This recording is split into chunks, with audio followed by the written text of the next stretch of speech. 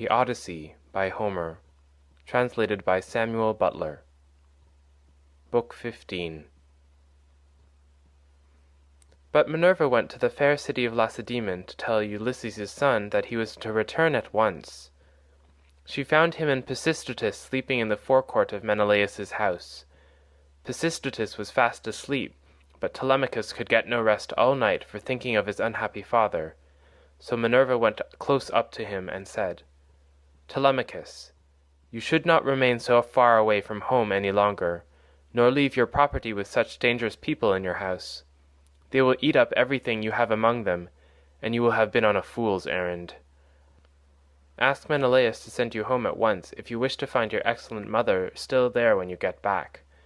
Her father and brothers are already urging her to marry Eurymachus, who was given more than any of the others, and has been greatly increasing his wedding presents. I hope nothing valuable may have been taken from the house, in spite of you, but you know what women are. They always want to do the best they can for the man who marries them, and never give another thought to the children of their first husband, nor to their father either when he is dead and done with. Go home, therefore, and put everything in charge of the most respectable woman-servant that you have, until it shall please heaven to send you a wife of your own. Let me tell you also of another matter, which you had better attend to. The chief men among the suitors are lying in wait for you in the strait between Ithaca and Samos, and they mean to kill you before you can reach home. I do not much think they will succeed. It is more likely that some of those who are now eating up your property will find a grave themselves. Sail night and day, and keep your ship well away from the islands. The god who watches over you and protects you will send you a fair wind. As soon as you get to Ithaca, send your ship and men on to the town, but yourself go straight to the swineherd who has charge your pigs. He is well disposed towards you. Stay with him, therefore, for the night, and then send him to Penelope to tell her that you have got back safe from Pylos." Then she went back to Olympus, but Telemachus stirred Pisistratus with his heel to rouse him, and said, "Wake up, Pisistratus, and yoke the horses to the chariot, for we must set off home." But Pisistratus said, "No matter what hurry we are in, we cannot drive in the dark. It will be morning soon. Wait till Menelaus has brought his presents, and put them in the chariot for us, and let him say good-bye to us in the usual way. So long as he lives, a guest should never forget a host who has shown him kindness." As he spoke, day began to break, and Menelaus, who had already risen, leaving Helen in bed, came towards them. When Telemachus saw him, he put on his shirt as fast as he could, threw a great cloak over his shoulders, and went out to meet him. "Menelaus," said he, "let me go back now to my own country, for I want to get home." And Menelaus answered, "Telemachus, if you insist on going, I will not detain you. I do not like to see a host either too fond of his guest or too rude to him. Moderation is best in all things, and not letting a man go when he wants to do so is as bad as telling him to go if he would like to stay. One should treat a guest well as long as he is in the house, and speed him when he wants to leave it. Wait, then, till I can get your beautiful presents into your chariot, until you have yourself seen them. I will tell the woman to prepare a sufficient dinner for you of what there may be in the house. It will be at once more proper and cheaper for you to get your dinner before setting out on such a long journey. If, moreover, you have a fancy for making a tour of Hellas or in the Peloponnese, I will yoke my horses and will conduct you myself through all our principal cities. No one will send us away empty-handed. Everyone will give us something, a bronze tripod, a couple of mules, or a gold cup." "Menelaus," replied Telemachus, "I want to go home at once. For when I came away I left my property without protection, and fear that while looking for my father I shall come to ruin myself, or find that something valuable has been stolen during my absence." When Menelaus heard this, he immediately told his wife and servants to prepare a sufficient dinner from what there might be in the house. At this moment Eteoneus joined him, for he lived close by and had just got up. So Menelaus told him to light the fire and cook some meat, which he at once did. Then Menelaus went down into his fragrant storeroom, not alone, but Helen went too, with Megapenthes. When he reached the place where the treasures of his house were kept, he selected a double cup, and told his son Megapenthes to bring also a silver mixing bowl. Meanwhile Helen went to the chest where she kept the lovely dresses which she had made with her own hands, and took out one that was largest and most beautifully enriched with embroidery. It glittered like a star, and lay at the very bottom of the chest. Then they all came back through the house again until they got to Telemachus, and Menelaus said, "Telemachus, may Jove, the mighty husband of Juno, bring you safely home according to your desire. I will now present you with the finest and most precious piece of plate in all my house. It is a mixing bowl of pure silver, except the rim which is inlaid with gold, and it is the work of Vulcan. Phaedimus, king of the Sidonians, made me a present of it in the course of a visit that I paid him while I was on my return home. I should like to give it to you." With these words he placed the double cup in the hands of Telemachus, while Megapenthes brought the beautiful mixing bowl and set it before him. Hard by stood lovely Helen with the robe ready in her hand. "I too, my son," said she, "have something for you as a keepsake from the hand of Helen. It is for your bride to wear upon her wedding day. Till then, get your dear mother to keep it for you. Thus may you go back rejoicing to your own country and to your home." So saying, she gave the robe over to him, and he received it gladly. Then Pisistratus put the presents into the chariot, and admired them all as he did so. Presently Menelaus took Telemachus and Pisistratus into the house, and they both of them sat down to table. A maidservant brought them water in a beautiful golden ewer, and poured it into a silver basin for them to wash their hands, and she drew a clean table beside them. An upper servant brought them bread, and offered them many good things of what there was in the house. Eteoneus carved the meat, and gave them each their portions, while Megapenthes poured out the wine. Then they laid their hands upon the good things that were before them. But as soon as they had had enough to eat and drink, Telemachus and Pisistratus yoked the horses, and took their places in the chariot. They drove out through the inner gateway, and under the echoing gatehouse of the outer court. And Menelaus came after them with a golden goblet of wine in his right hand, that they might make a drink offering before they set out. He stood in front of the horses and pledged them, saying, "Farewell to both of you. See that you tell Nestor how I have treated you, for he was kind to me as any father could be, while we Achaeans were fighting before Troy." "We will be sure, sir," answered Telemachus, "to tell him everything as soon as we see him. I wish I were as certain of finding Ulysses returned when I get back to Ithaca, that I might tell him of the very great kindness you have shown me, and of the many beautiful presents I am taking with me." As he was thus speaking, a bird flew on his right hand, an eagle with a great white goose in its talons which it had carried off from the farmyard, and all the men and women were running after it and shouting. It came quite close up to them and flew away on their right hands in front of the horses. When they saw it, they were glad, and their hearts took comfort within them, whereon Pisistratus said, "Tell me, Menelaus, has heaven sent this omen for us or for you?" Menelaus was thinking what would be the most proper answer for him to make, but Helen was too quick for him and said, "I will read this matter as heaven has put it in my heart, and as I doubt not that it will come to pass. The eagle came from the mountain where it was bred and has its nest, and in like manner Ulysses, having travelled far and suffered much, will return to take his revenge, if indeed he is not back already and hatching mischief for the suitors." "May Jove so grant it," replied Telemachus. "If it should prove to be so, I will make vows to you as though you were a god, even when I am at home." As he spoke, he lashed his horses, and they started off at full speed through the town towards the open country. They swayed the yoke upon their necks, and travelled the whole day long till the sun set and darkness was over all the land. Then they reached Pheræ, where Diocles lived, who was son of Ortilochus, the son of Alphaeus. There they passed the night, and were treated hospitably. When the child of morning, rosy-fingered Dawn, appeared, they again yoked their horses and their places in their chariot. They drove out through the inner gateway and under the echoing gatehouse of the outer court. Then Pisistratus lashed his horses on, and they flew towards nothing loath. Ere long they came to Pylos, and then Telemachus said, Pisistratus, I hope you will promise to do what I am going to ask you. You know our fathers were old friends before us. Moreover, we are both of an age, and this journey has brought us together still more closely. Do not, therefore, take me past my ship, but leave me there, for if I go to your father's house, he will try to keep me in the warmth of his good will towards me, and I must go home at once."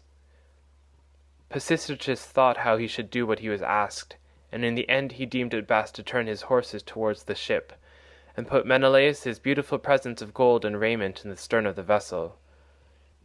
Then he said, "Go on board at once, and tell your men to do so also before I can reach home to tell my father. I know how obstinate he is, and am sure he will not let you go. He will come down here to fetch you, and he will not go back without you, but he will be very angry." With this he drove his goodly steeds back to the city of the Pylians, and soon reached his home. But Telemachus called the men together and gave his orders. "Now, my men," said he, "get everything in order on board the ship, and let us set out home." Thus did he speak, and they went on board even as he had said. But as Telemachus was thus busied, praying also and sacrificing to Minerva in the ship's stern, there came to him a man from a distant country, a seer, who was flying from Argos, because he had killed a man. He was descended from Melampus, who used to live in Pylos, the land of sheep. He was rich, and owned a great house, but he was driven into exile by the great and powerful king Neleus. Neleus seized his goods, and held them for a whole year, during which he was a close prisoner in the house of King Phylacus, and in much distress of mind both on account of the daughter of Neleus, and because he was haunted by a great sorrow that dread Erinees had laid upon him. In the end, however, he escaped with his life, drove the cattle from Phyllis to Pylos, avenged the wrong that had been done to him, and gave the daughter of Neleus to his brother. Then he left the country and went to Argos, where it was ordained that he should reign over much people. There he married, established himself, and had two famous sons, Antiphates and Mantius. Antiphates became father of Oicleus, and Oicleus of Amphiaraus, who was dearly loved by both Jove and by Apollo. But he did not live to an old age, for he was killed in Thebes by reason of a woman's gifts. His sons were Alcmaeon and Amphilochus. Mantius, the other son of Melampus, was father to Polyphetes and Cleitus. Aurora, throned in gold, carried off Cleitus for his beauty's sake, that he might dwell among the immortals. But Apollo made Polyphetes the greatest seer in the whole world, now that Amphiaraus was dead. He quarrelled with his father, and went to live in Hyperesia, where he remained and prophesied for all men. His son Theoclymenus it was who now came up to Telemachus as he was making drink offerings and praying in his ship. "Friend," said he, "now that I find you sacrificing in this place, I beseech you by your sacrifices themselves, and by the God to whom you make them, I pray you also by your own head and by those of your followers, tell me the truth and nothing but the truth. Who and whence are you? Tell me also of your town and parents." Telemachus said, "I will answer you quite truly. I am from Ithaca, and my father is Ulysses, as surely as that he ever lived. But he has come to some miserable end. Therefore I have taken this ship, and got my crew together to see if I can hear any news of him, for he has been away a long time." "I too," answered Theoclymenus, "am an exile, for I have killed a man of my own race. He has many brothers and kinsmen in Argos, and they have great power among the Argives. I am flying to escape death at their hands, and am thus doomed to be a wanderer on the face of the earth. I am your suppliant. Take me, therefore, on board your ship that they may not kill me, for I know that they are in pursuit." "I will not refuse you," replied Telemachus, "if you wish to join us. Come, therefore, and in Ithaca we will treat you hospitably according to what we have." On this he received Theoclymenus' spear, and laid it down on the deck of the ship. He went on board and sat in the stern, bidding Theoclymenus sit beside him. Then the men let go the hawsers. Telemachus told them to catch hold of the ropes, and they made all haste to do so. They set the mast in its socket in the cross plank, raised it and made it fast with the forestays, and they hoisted their white sails with sheets of twisted ox-hide. Minerva sent them a fair wind that blew fresh and strong, to take the ship on her course as fast as possible. Thus then they passed by Cruni and Chalcis. Presently the sun set, and darkness was over all the land. The vessel made a quick passage to Phae, and thence on to Elis, where the Epeans rule. Telemachus then headed her for the flying islands, wondering within himself whether he should escape death or should be taken prisoner. Meanwhile, Ulysses and the swineherd were eating their supper in the hut, and the men supped with them. As soon as they had had to eat and drink, Ulysses began trying to prove the swineherd, and to see whether he would continue to treat him kindly, and to ask him to stay on at the station or pack him off to the city. So he said, "Eumaeus, and all of you, tomorrow I want to go away and begin begging about the town, so as to be no more trouble to you or your men. Give me your advice, therefore, and let me have a good guide to go with me and show me the way. I will go the round of the city begging, as I needs must, to see if anyone will give me a drink and a piece of bread. I should like also to go to the house of Ulysses, and bring news of her husband to Queen Penelope. I could then go about among the suitors, and see if out of all their abundance they will give me a dinner. I should soon make them an excellent servant in all sort of ways. Listen, and believe when I tell you that by the blessing of Mercury, who gives grace and good name to the works of all men, there is no one living who would make a more handy servant than I should, to put fresh wood on their fire, chop fuel, carve, cook, pour out wine, and do all those services that poor men have to do for their betters." The swineherd was very much disturbed when he heard this. "Heaven help me," he exclaimed. "Whatever can have put such a notion as that into your head? If you go near the suitors you will be undone to a certainty, for their pride and insolence reach the very heavens. They would never think of taking a man like you for a servant. Their servants are all young men, well-dressed, wearing good cloaks and shirts, with well-looking faces and their hair always tidy. The tables are kept quite clean, and are loaded with bread, meat, and wine. Stay where you are, then. You are not in anybody's way. I do not mind your being here, no more do any of the others, and when Telemachus comes home he will give you a shirt and cloak, and will send you wherever you want to go." Ulysses answered, "I hope you may be as dear to the gods as you are to me, for having saved me from going about and getting into trouble. There is nothing worse than being always on the tramp. Still, when men have once got low down in the world, they will go through a great deal on behalf of their miserable bellies. Since, however, you press me to stay here and wait the return of Telemachus, tell about Ulysses' mother, and his father whom he left on the threshold of old age when he set out for Troy. Are they still living, or are they already dead and in the house of Hades?" "I will tell you all about them," replied Eumaeus. "Laertes is still living, and prays heaven to let him depart peacefully his own house, for he is terribly distressed about the absence of his son, and also about the death of his wife, which grieved him greatly and aged him more than anything else did. She came to an unhappy end through sorrow for her son. May no friend or neighbour who has dealt kindly by me come to such an end as she did. As long as she was living, though she was always grieving, I used to like seeing her and asking her how she did, for she brought me up along with her daughter Cynthymene, the youngest of her children.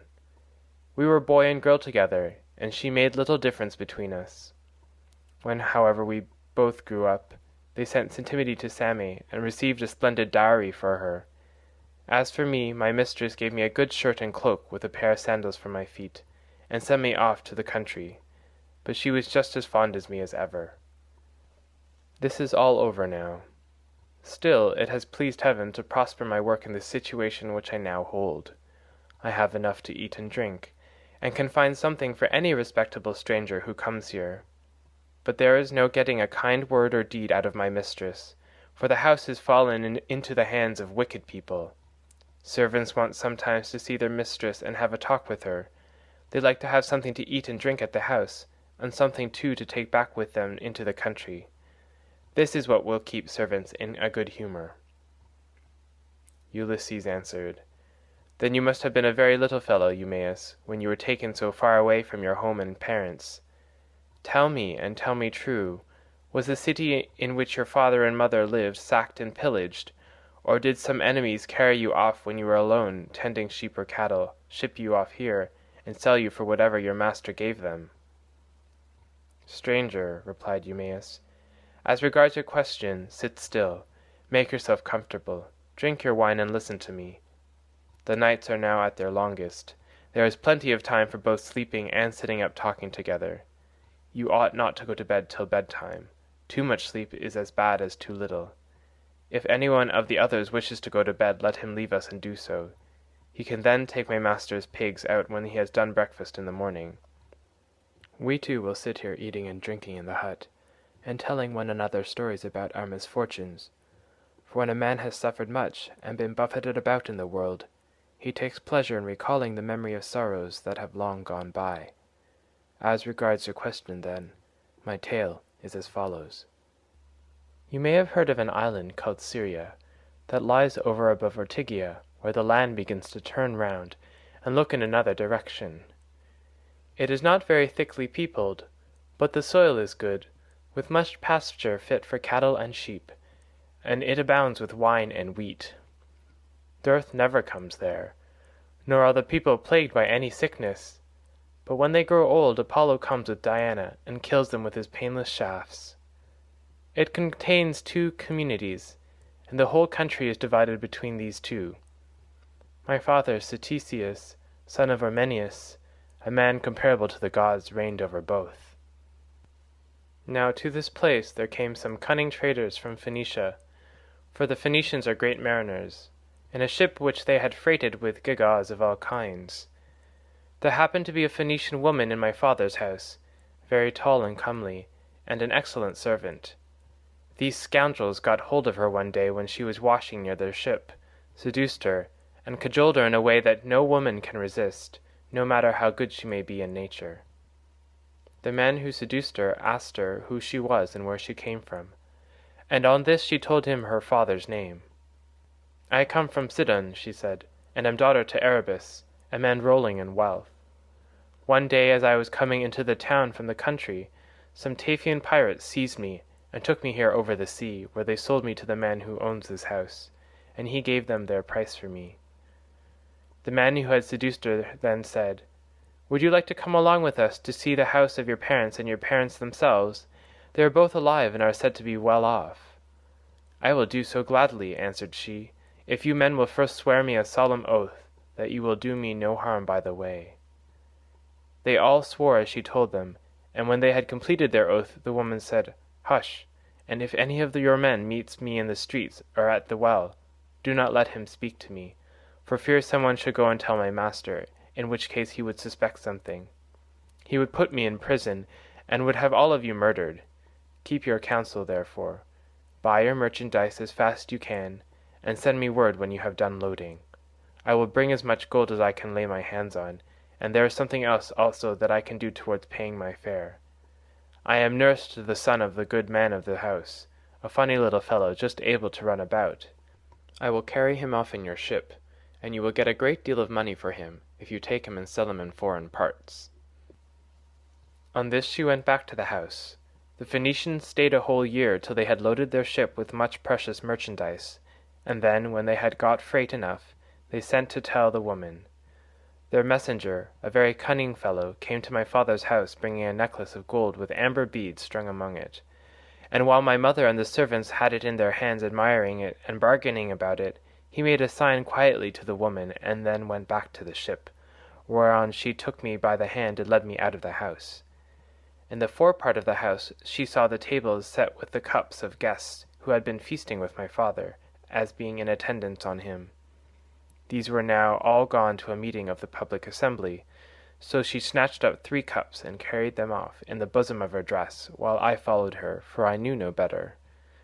The sun was now set, and darkness was over all the land, So we hurried on as fast as we could till we reached the harbour where the Phoenician ship was lying. When they had got on board, they sailed their ways over the sea, taking us with them, and Jove sent them a fair wind. 6 days did we sail, both night and day. But on the 7th day Diana struck the woman, and she fell heavily down onto the ship's hold, as though she were a seagull alighting on the water. So they threw her overboard to the seals and fishes, and I was left all sorrowful and alone.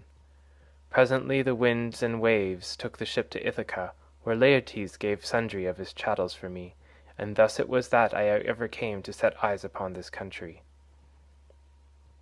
Ulysses answered, Eumaeus, I have heard the story of your misfortunes with the most lively interest and pity. But Jove has given you good as well as evil, for in spite of everything you have a good master, who sees that you always have enough to eat and drink, and you lead a good life, whereas I am still going about begging my way from city to city. Thus did they converse, and they had only a very little time left for sleep, for soon it was daybreak. In the meantime Telemachus and his crew were nearing land, so they loosed the sails, took down the mast, and rowed the ship into the harbour. They cast out their mooring stones, and made fast for the hawsers. They then got out upon the seashore, mixed their wine, and got dinner ready. As soon as they had had enough to eat and drink, Telemachus said, Take the ship on to the town, but leave me here, for I want to look after the herdsmen on one of my farms. In the evening, when I have seen all I want, I will come down to the city, and tomorrow morning in return for your trouble I will give you all a good dinner with meat and wine. Then Theoclymenus said, And what, my dear young friend, is to become of me? To whose house among all your chief men am I to repair, or shall I go straight to your house and to your mother?